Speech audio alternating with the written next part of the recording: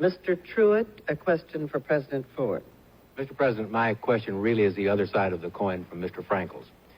For a generation, the United States has had a foreign policy based on containment of communism. Yet we have lost the first war in Vietnam. We lost a shoving match in Angola. Communists threatened to come to power by peaceful means in Italy, and relations generally have cooled with the Soviet Union in the last few months. So let me ask you first, what do you do about such cases as Italy? And secondly, does this general drift mean that we're moving back towards something like an old Cold War relationship with the Soviet Union? I don't believe we should move to a Cold War relationship. I think it's in the best interest of the United States and the world as a whole that the United States negotiate rather than go back to the Cold War relationship with the Soviet Union. I don't look at the picture as bleakly as you have indicated in your question, Mr. Truitt. I believe that the United States has had many successes in recent years, in recent months, as far as the communist movement is concerned. We have been successful in Portugal, where a year ago it looked like there was a very great possibility that the communists would take over in Portugal. It didn't happen. We have a democracy in Portugal today. A few months ago, or I should say maybe 2 years ago, the Soviet Union looked like they had continued strength in the Middle East. Today, according to Prime Minister Rabin, the Soviet Union is weaker in the Middle East than they have been in many, many years.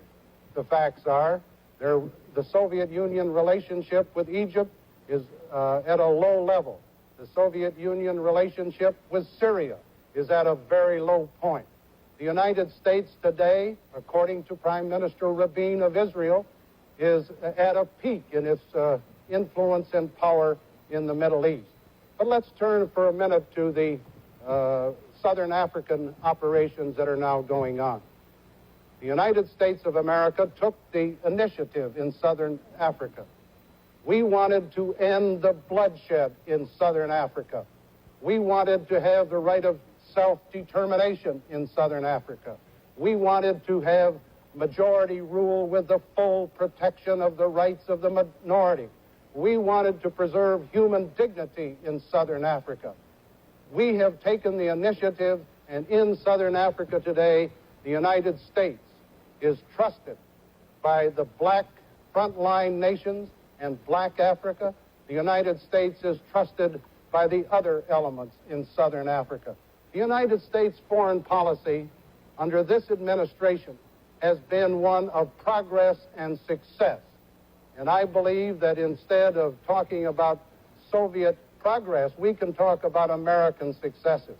And may I make an observation, part of the question you asked, Mr. Truitt?